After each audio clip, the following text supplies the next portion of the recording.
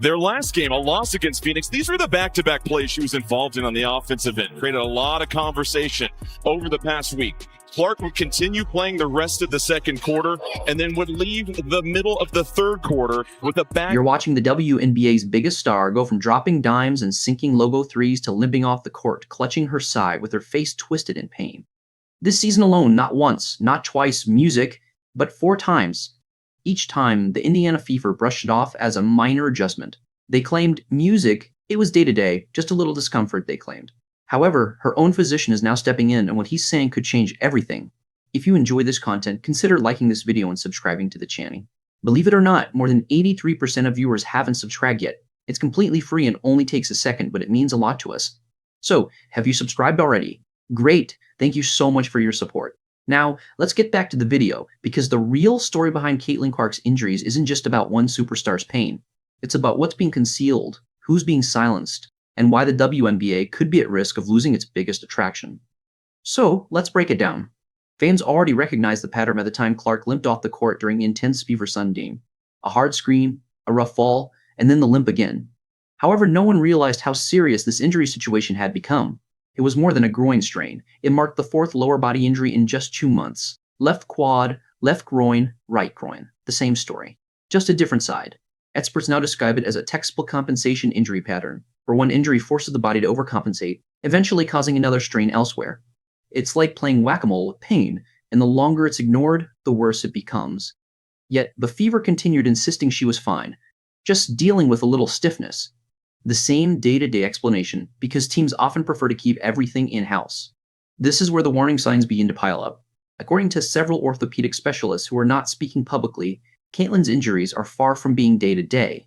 At the very least, they're discussing a week-to-week recovery, and only if she receives proper rest, treatment, and rehabilitation. Music. Instead, she's flying across the country, playing more than 30 minutes per game, and making promotional appearances for a league that is clearly benefiting from her popularity without fully protecting the body behind it. Some fans have started calling it exploitation. Here's what's reportedly happening behind the scenes. Coming into the season, Clark allegedly added significant muscle mass, likely to prepare for the physical demands of the professional game. However, when bulking up isn't properly integrated, it can also alter biomechanics, even while improving strength and durability. She adopted slightly different shooting mechanics. Her normal walking pattern changed because of subtle adjustments in her movement. The WNBA schedule is demanding, with back-to-back games, relentless defensive pressure, and very little time to recover. The result? A body pushed beyond its limits, forced to compensate for every injury until it finally breaks down. That's exactly what happened during the Fever's matchup against the Connecticut Sun. It wasn't just that she got up slowly, it was how she reacted. She winced. She tried music to run it off. She bent over with her hands on her knees. But the most telling moment came with the tears. Clark, who was usually composed on the court, cried on the bench. That was more than physical pain. It reflected frustration, fear, and complete emotional exhaustion. Even then, the league described it as slight discomfort. Just imagine LeBron experiencing that during his rookie season. Music? Do you think the NBA would downplay it? What many fans had suspected has now reportedly been confirmed by people close to Clark's camp. She is no longer relying solely on the Indiana Fever's medical staff. She has brought in outside professionals, including biomechanical evaluators, regenerative treatment consultants, and NBA-level specialists, because trust has been broken at this point. When your team treats a chain of serious injuries like nothing more than a bruise, your focus shifts from basketball to protecting yourself. This isn't just about missing music games, it's about protecting a career. According to reports, Clark's medical team is considering several advanced regenerative treatments to help stabilize her recovery.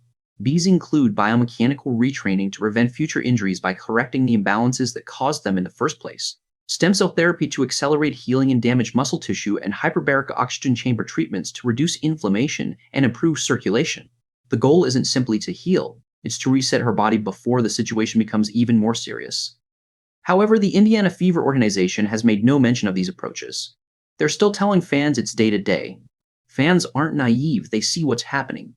Every time Clark limps down the court, every time she grabs her hip, every time she leaves the bench during timeouts, music, people notice. More importantly, they're angry. The hashtags are already trending. Number protect Caitlin, number fail, number day-to-day. Her own family has quietly expressed concerns, and other players have started voicing frustration over how the league protects, or fails to protect, its biggest stars. The real question isn't whether something needs to change, but when. What we're seeing with Caitlin Clark is part of a much bigger shift across professional sports, where elite athletes are no longer relying only on team doctors. They're taking control of their own health, hiring independent specialists, and speaking up whenever something doesn't feel right. Because, at the end of the day, this isn't about loyalty to a jersey. It's about surviving in professional sports. Clark didn't fight her way to the top only to watch it fall apart because someone else failed to take her injuries seriously.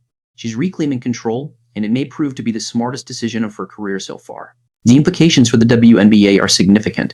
This is a crossroads for the league. If they want Caitlin Clark to be the face of the WNBA, if they want the TV deals, packed arenas, and sold-out merchandise, they have to do the one thing they've failed to do so far: keep her safe. That means stricter enforcement of dangerous plays. It means better travel conditions. It means greater transparency regarding medical evaluations. And yes, music, it may require stepping in when teams mishandle injuries. Because if the league can't prove it cares about its stars, those stars won't stay. A comeback is coming, but on her terms. Here's the hopeful part. Clark isn't finished. Not even close. Now that she knows exactly who's on her side and what she needs to protect herself, this injury story could end up being the best thing that's ever happened to her in the long run. She'll rest. She'll recover. She'll come back stronger. However, it won't be because she was told she was day-to-day. It will be because she chose to heal the right way. This is what we've learned. Caitlin Clark isn't just battling defenders on the court. She's battling the entire system off the court. One that's quick to profit, slow to adapt, and far too willing to ignore injury warning signs until it's too late. However, she isn't going along with it anymore. Clark is choosing a different path, with outside physicians, advanced treatments, music, and a renewed focus on her health. One that doesn't require permission. One that refuses to accept a day-to-day label when the reality is much more serious. And one that could establish a new standard for athlete empowerment in women's sports. If there's one thing we already know, it's this: you don't bet against Caitlin Clark. There's a saying in sports, pain is temporary, pride is forever. However, pride won't heal Caitlin Clark's groin. Ice baths won't fix the structural problems surrounding her. Furthermore, music. Since the beginning of her rookie season, the cycle of re-injury has continued spinning like a rigged carousel, and no motivational quote will stop it. What's happening here isn't just a physical breakdown. It's a cultural one, because Caitlin Clark has become a lightning rod. Not only for defenders trying to wear her down, but also for every failure, every outdated system, and every shortcut the WNBA and the Indiana Fever have taken while managing the face of the league. Music, and now she's done waiting. The appearance of healing. Here's the part they don't want you to see. Clark has reportedly been limping during workouts, wincing through lateral drills, and missing entire scrimmages behind pre-game warm-ups and mysterious game-time decision labels. Although she's been going through the motions, anyone paying attention, music, can tell she isn't fully healthy. Not even close. When the Fever say she's improving, they mean she can jog up the court without collapsing. That's not progress. That's desperation. And for her style of play, jogging is a disaster. Music, because she relies on speed, angles, and split-second decisions. The real price of playing has been pain. To be clear, most athletes compete to discomfort. That's part of the job. What separates the smart ones from the cautionary tales is knowing when to say no. Too many times,